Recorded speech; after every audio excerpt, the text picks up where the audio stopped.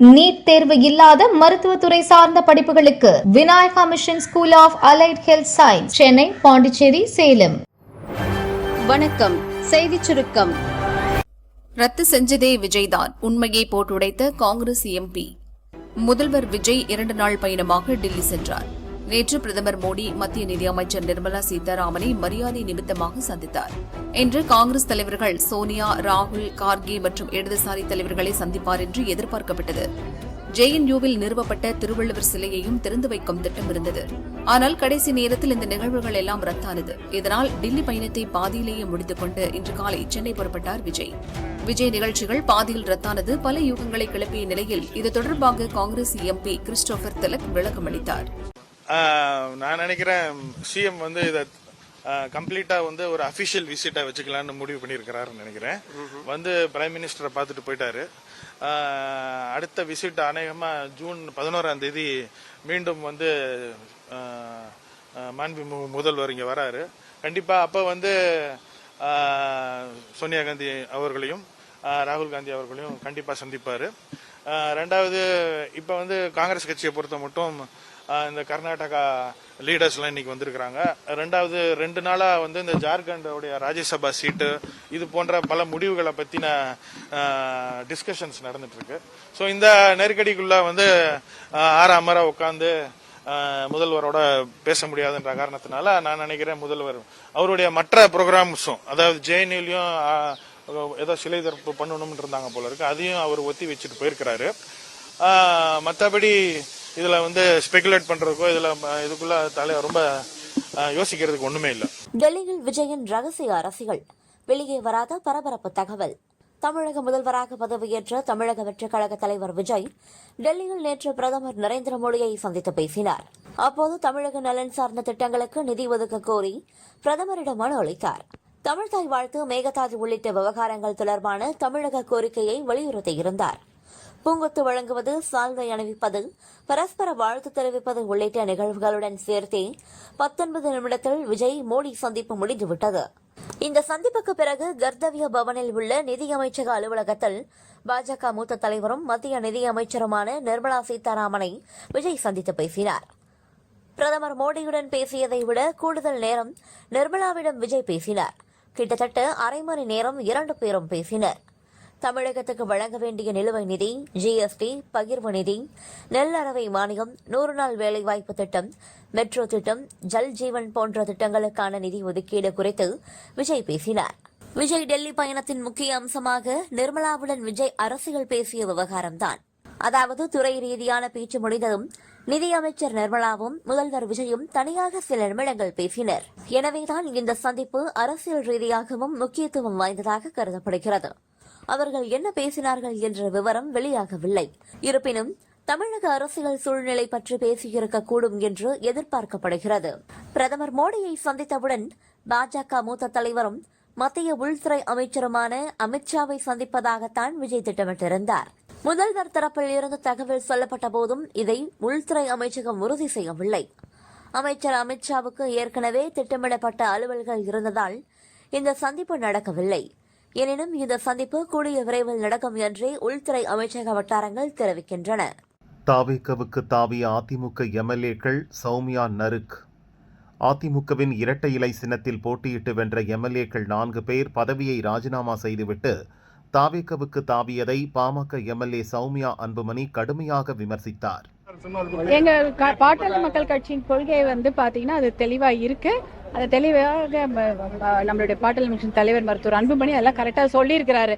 நீர் மேலாண்மை பற்றியும் இதையெல்லாம் எப்படி நமக்கு பெய்கின்ற அந்த மழையெல்லாம் நம்ம எப்படி சேமித்து நம்மளால நீர் மேலாண்மைக்கு கொண்டு நம்ம விவசாயத்தை செழிக்க வைக்க வேண்டும் என்று நிறைய திட்டங்கள் இருக்கு. அதெல்லாம் நம்ம கொண்டு வர வேண்டும் என்பதுதான் எங்களுடைய விருப்பம். அதற்கான எல்லா முயற்சிகளையும் நாங்க சட்டமன்றத்திலும் தொடர்ந்து குரல் கொடுப்போம், சட்டமன்றத்துக்கு வெளியிலும் தொடர்ந்து கொடுப்போம். பாட்டாளி கட்சிகள் அவங்க ஆதரவோட பார்த்தீங்கன்னா அதிமுக MLA ஜெயிச்சாங்க. வெற்றி பெற்ற 4 பேர் பார்த்தீங்கன்னா தாவேகளை இணைஞ்சிருக்காங்க. அது எப்படி பாக்குறீங்க? 4 பேர் நல்ல ஆரோக்கியமான அரசியல் மேடம். அது நேற்று புதுவையில மருத்துவர் அன்புமணி அவர்கள் அது தெளிவா சொல்லியிருக்கிறாரு. அது எப்படி அது ஒரு வரவேற்கத்தக்க விஷயமே கிடையாது, துரதிருஷ்டவசமான ஒரு விஷயம். அப்படிலாம் அது நடந்திருக்க கூடாது. எல்லா MLAக்களுக்கும் அவர்களுடைய பெயரை வைத்து யாரும் இன்னைக்கு போடல, சின்னத்தை வைத்து தான் போட்டிருக்காங்க. அப்படி இருக்கும்பொழுது அது அதற்கு தான் நம்ம முக்கியத்துவம் மரியாதை கொடுக்க வேண்டும். 4 எம்எல்ஏக்கள் ராஜினாமா, சிபிஐ விசாரிக்க வேண்டும். அதிமுக முன்னாள் அமைச்சர் எஸ்பி வேலுமணி அணியில் இருந்த சத்யபாமா, ஜெயக்குமார், மரகதம் குமரவேல், இசக்கி சுப்பையா ஆகிய 4 எம்எல்ஏக்கள் தங்கள் பதவியை ராஜினாமா செய்தனர். ராஜினாமா செய்த கையோடு தாவேக்காவில் இணைந்தனர். காலியான தாராபுரம், பெருந்துறை, மதுராந்தகம், அம்பாசமுத்திரம் தொகுதி இடைத்தேர்தலில் தாவேக்க சார்பில் இவர்களே களமிறங்க உள்ளனர். இந்நிலையில் பதவியேற்ற உடனே ராஜினாமா செய்த 4 எம்எல்ஏக்கள் பின்னணியை ஆராய வேண்டும் என மத்திய அரசுக்கு அதிமுக எம்பி தனபால் வலியுறுத்தியுள்ளார். அவரது அறிக்கை: தாவேக்காவுக்கு தனி மெஜாரிட்டி இல்லாத சூழலில் பதவியேற்ற உடனே ராஜினாமா செய்த 4 அதிமுக எம்எல்ஏக்களின் பின்னணியையும் ஆராய வேண்டும். மிகப்பெரிய அளவில் பணப்பரிமாற்றம் நடந்திருப்பதாக தகவலும் வெளியாகியுள்ளது. இதுகுறித்து மத்திய அரசு சிபிஐ விசாரணைக்கு உத்தரவிட வேண்டும். அமலாக்கத்துறையும் இதில் கவனம் செலுத்த வேண்டும் என அதிமுக எம்பி தனபால் வலியுறுத்தியுள்ளார். முதலீடுகள் அள்ள ரீல்ஸ், அமைச்சர் கீர்த்தனா வித்தியாச முயற்சி. தமிழகத்தில் தொழில் துவங்க முதலீட்டாளர்களுக்கு அழைப்பு விடுத்து தொழில்துறை அமைச்சர் கீர்த்தனா பரபரப்பு வீடியோ வெளியிட்டுள்ளார். வீடியோவில் அவர் கூறியது: தமிழகம் எதிர்காலத்தை நோக்கி காத்திருக்கவில்லை, மாறாக நாங்களே அதை கட்டமைக்கிறோம். தமிழகத்தில் தொழில் துவங்க 21 நாளில் அனுமதி வழங்கப்படும். AI நகரங்கள், பசுமை ஹைட்ரஜன், மேம்பட்ட உற்பத்தி துறைகள் மற்றும் விண்வெளி பொருளாதாரம் வரை பல புதுமைகள் கொண்ட உட்கட்டமைப்பை தமிழகம் உருவாக்கி வருகிறது. தொலைநோக்கு பார்வை கொண்ட முதல்வர் விஜய் தலைமையின் கீழ் தமிழகத்தை இந்தியாவின் முதலீடு மற்றும் புதுமைகளின் மையமாக விளங்கச் செய்ய நாங்கள் உறுதியாக இருக்கிறோம். எதிர்காலம் இங்கேதான் உள்ளது. எனவே தமிழகத்தில் முதலீடு செய்யுங்கள் என்று முதலீட்டாளர்களுக்கு கீர்த்தனா அழைப்பு விடுத்துள்ளார். Let's be honest. Nobody wants a government that takes forever. Files, approvals, delays and waiting. Honorable Chief Minister C. Joseph Vijay sir mandated me to fix that. Hello, I am Keerthana. I am the new Minister for Industries, Commerce and Investment Promotions for Tamil Nadu. I assure you our government is building for fast speed execution. Here is our promises. மும்மொழி திட்டம் செயல்படுத்த உள்கட்டமைப்பு உள்ளதா? அறிக்கை கேட்கும் supreme court. நாடு முழுதும் செயல்படும் சிபிஎஸ்இ பள்ளிகளில் 9ஆம் வகுப்பு படிக்கும் மாணவர்கள் வரும் ஜூலை 1ஆம் தேதி முதல் 3 மொழிகள் கற்பது கட்டாயம் என சமீபத்தில் சுற்றறிக்கை அனுப்பி வைக்கப்பட்டது. இந்த பாடத்திட்டத்தின்படி 2 மொழிகள் இந்திய மொழிகளாக இருக்க வேண்டும் என்றும், வெளிநாட்டு மொழியை கற்க விரும்புவோர் அதை 3வது மொழியாக கற்கலாம். 3வது மொழிக்கு 10ஆம் வகுப்பு பொதுத் தேர்வு நடத்தப்படாது எனவும் அறிவிக்கப்பட்டது. மத்திய இடைநிலை கல்வி வாரியத்தின் இந்த திடீர் நடவடிக்கைக்கு பல்வேறு தரப்பினரும் கடும் கண்டனம் தெரிவித்தனர். தமிழகம் உள்ளிட்ட சில மாநிலங்கள் ஏற்கனவே மும்மொழி கொள்கையை எதிர்த்து வரும் நிலையில் வரும் கல்வியாண்டு முதலே அதை கட்டாயப்படுத்தும் நடவடிக்கைக்கு கண்டனங்கள் எழுந்தன. மாணவர்கள் 3 மொழிகள் கற்பது நல்லதுதான் என்றாலும் அதை வரும் கல்வியாண்டு முதல் கட்டாய அமலுக்கு கொண்டு வருவது சரியான நடவடிக்கை இல்லை என தமிழக பாரதிய ஜனதா முன்னாள் தலைவர் அண்ணாமலை அறிக்கை வெளியிட்டார். மத்திய பாரதிய ஜனதா அரசின் திட்டத்திற்கு எதிராக பாரதிய ஜனதா முன்னாள் மாநில தலைவரே அறிக்கை வெளியிட்டது பரபரப்பை ஏற்படுத்தியது. சிபிஎஸ்இயின் இந்த மும்மொழி கொள்கையை எதிர்த்து சில தரப்பின் சார்பில் உச்சநீதிமன்றத்தில் மனு தாக்கல் செய்யப்பட்டது. சுப்ரீம் கோர்ட் தலைமை நீதிபதி சூரியகாந்த் தலைமையிலான அமர்வு நேற்று இந்த மனுவை விசாரணைக்கு ஏற்றது. இதுகுறித்து பதில் மனு தாக்கல் செய்ய மத்திய அரசு சிபிஎஸ்இ மற்றும் என்சிஇஆர்டிக்கு சுப்ரீம் கோர்ட் உத்தரவிட்டது. இந்த புதிய கொள்கையை செயல்படுத்துவதற்காக சிபிஎஸ்இயின் உள்கட்டமைப்பு மற்றும் தயார்நிலை குறித்து விரிவான அறிக்கை தாக்கல் செய்யும்படி மத்திய அரசின் கூடுதல் சொலிசிட்டர் ஜெனரலுக்கு சுப்ரீம் கோர்ட் உத்தரவிட்டது. தொடர்ந்து இந்த வழக்கு விசாரணை ஜூலை 2வது வாரத்திற்கு ஒத்திவைக்கப்பட்டது. நீட் விண்ணப்பதாரர்களுக்கு என்டிஏ புதிய அறிவிப்பு, லட்சக்கணக்கானோர் நிம்மதி. எம்பிபிஎஸ், பிடிஎஸ், ஆயுர்வேத மருத்துவம் உள்ளிட்ட இளநிலை மருத்துவ படிப்புகளில் சேருவதற்கான நீட் நுழைவுத் தேர்வு கடந்த 3ஆம் தேதி நடைபெற்றது. நாடு முழுவதும் 521 நகரங்களிலும் வெளிநாடுகளில் 14 இடங்களிலும் நடந்த நீட் தேர்வில் 22 லட்சத்திற்கும் மேற்பட்டோர் பங்கேற்றனர். இந்நிலையில் நீட் தேர்வு வினாத்தாள் முன்கூட்டியே கசிந்ததாக புகார் எழுந்ததை அடுத்து இதுகுறித்த தேசிய தேர்வு முகமை என்டிஏ விசாரணை நடத்தியது. வினாத்தாள் கசிந்ததற்கான வலுவான ஆதாரங்கள் கிடைத்ததை அடுத்து மே 3ஆம் தேதி நடந்த நீட் தேர்வு ரத்து செய்யப்படுவதாக என்டிஏ அறிவித்தது. இது தொடர்பான சிபிஐ விசாரணையில் மகாராஷ்டிரா, ராஜஸ்தான் உள்ளிட்ட நாட்டின் பல்வேறு பகுதிகளைச் சேர்ந்த ஆசிரியர்கள், பயிற்சி நிறுவனங்கள் நடத்துவோர் கைது செய்யப்பட்டுள்ளனர். விசாரணை தொடர்ந்து நடக்கிறது. இதை அடுத்து வரும் ஜூன் 21 நீட் மறுதேர்வு நடத்தப்படும் என என்டிஏ அறிவித்துள்ளது. மாணவர்கள் மீண்டும் விண்ணப்பிக்க தேவையில்லை. அவர்கள் செலுத்திய தேர்வு கட்டணம் திருப்பி தரப்படும். என்டிஏ அதன் சொந்த செலவில் மறுதேர்வு நடத்தும் எனவும் அறிவிப்பு வெளியானது.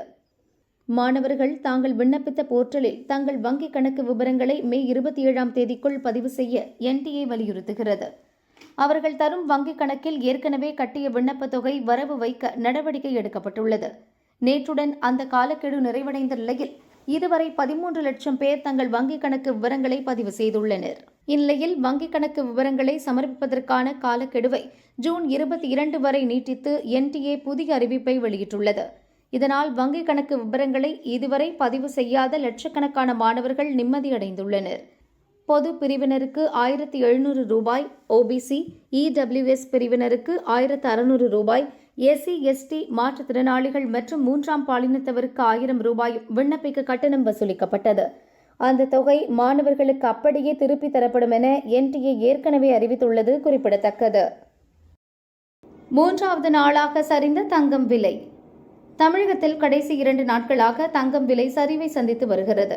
நேற்று கிராமுக்கு 80 ரூபாய் குறைந்து 1 கிராம் தங்கம் 14,650 ரூபாய்க்கும், சவரனுக்கு 640 ரூபாய் குறைந்து 1 சவரன் 1,17,200 ரூபாய்க்கும் விற்றது. 3வது நாளாக இன்றும் தங்கம் விலை சரிந்தது. சென்னையில் கிராமுக்கு 150 ரூபாய் சரிந்து 1 கிராம் 14,500 ரூபாய்க்கும், சவரனுக்கு 1,200 ரூபாய் சரிந்து 1 சவரன் 1,16,000 ரூபாய்க்கும் விற்பனையாகிறது. கடைசி 3 நாட்களில் மட்டும் தங்கம் விலை சவரனுக்கு 2,240 ரூபாய் சரிந்திருக்கிறது. தங்கம் போலவே வெள்ளி விலையும் இன்று குறைந்தது. வெள்ளி கிராமுக்கு 5 ரூபாய் குறைந்து 1 கிராம் 285 ரூபாய்க்கு விற்பனையாகிறது. 25 கிலோமீட்டர் உயரம் பறக்கும் பலூன். இந்தியாவுக்கு எதிராக சீனா திட்டமிட்ட சதி.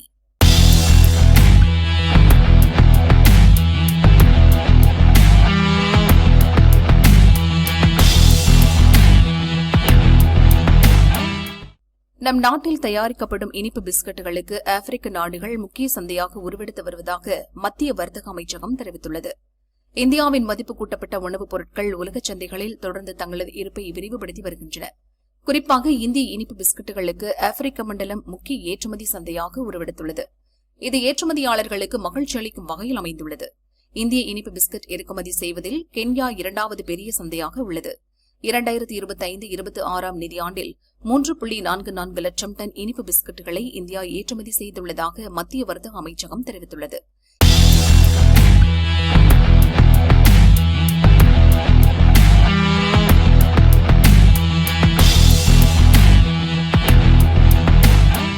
இந்தியாவுக்கு எதிராக சதி.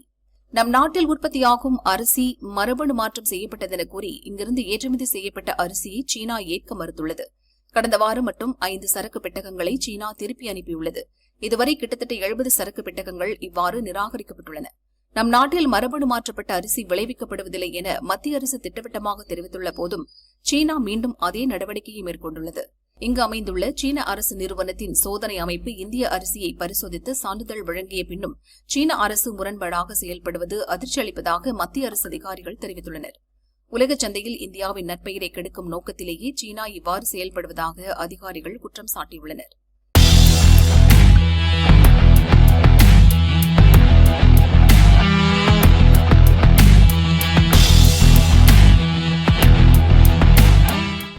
ஆந்திர மாநிலம் விஜயவாடாவிலிருந்து தனியார் நிறுவனத்தால் ஏவப்பட்ட விஸ்டா எனப்படும் பலூன் பூமியிலிருந்து கிட்டத்தட்ட 25 கிலோமீட்டர் உயரத்தை அடைந்தது. பொதுவாக விமானங்கள் 10 கிலோமீட்டர் உயரத்திற்குள்ளும், செயற்கைக்கோள்கள் 160 கிலோமீட்டர் உயரத்திற்கு மேலேயும் செயல்படும். ஆனால் இதற்கு இடைப்பட்ட பகுதியில் உள்ள வளிமண்டல பகுதி அதிக அளவில் பயன்படுத்தப்படாமல் உள்ளது. செயற்கைக்கோள்களை ஏவுவதை விட மிக குறைந்த செலவில் பல வாரங்கள் அல்லது மாதங்கள் வரை நிலைத்திருந்து செயல்படும் இந்த பலூன் அந்த குறையை போக்கும் என கூறப்படுகிறது. இது விண்ணில் ஒரு கோபுரம் போல் செயல்பட்டு பூமியை கண்காணித்து பேரிடர் மேலாண்மை மற்றும் தகவல் தொடர்பு சேவைகளை தடையின்றி வழங்கும் என ஆய்வாளர்கள் கூறியுள்ளனர்.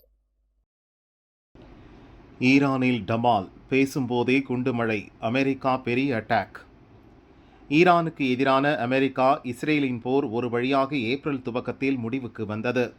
உலகை உலுக்கிய இந்த போரை நிரந்தரமாக முடிவுக்கு கொண்டுவர 1.5 மாதம் மேலாக அமெரிக்காவும் ஈரானும் பேச்சுவார்த்தை நடத்தி வருகின்றன.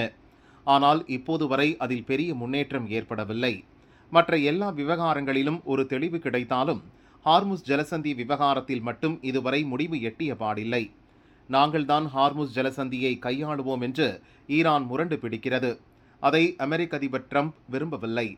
ஹார்முஸ் ஜலசந்தி எப்போதும் திறந்தே இருக்க வேண்டும், அங்கு ஈரானின் கட்டுப்பாடு இருக்கவே கூடாது என்கிறது அமெரிக்கா. ஒரு பக்கம் பேச்சுவார்த்தை தொடரும் நிலையில் இப்போது ஈரான் மீது அமெரிக்க படைகள் சரமாரியாக குண்டு வீசியிருப்பது பதற்றத்தை ஏற்படுத்தியுள்ளது. ஹார்முஸ் ஜலசந்தியை ஒட்டிய ஈரான் பகுதியில் இருக்கும் ராணுவ நிலைகள் மீது அமெரிக்க போர் விமானங்கள் சரமாரியாக குண்டு வீசின. அதேபோல் ஹார்முஸ் ஜலசந்தி பகுதியில் வட்டமடித்த ஈரானின் ராட்சத ட்ரோன்களையும் வானிலேயே சுட்டு பொசுக்கின. இந்த தாக்குதலை சற்றும் எதிர்பாராத ஈரான் அதிர்ச்சியில் உறைந்தது.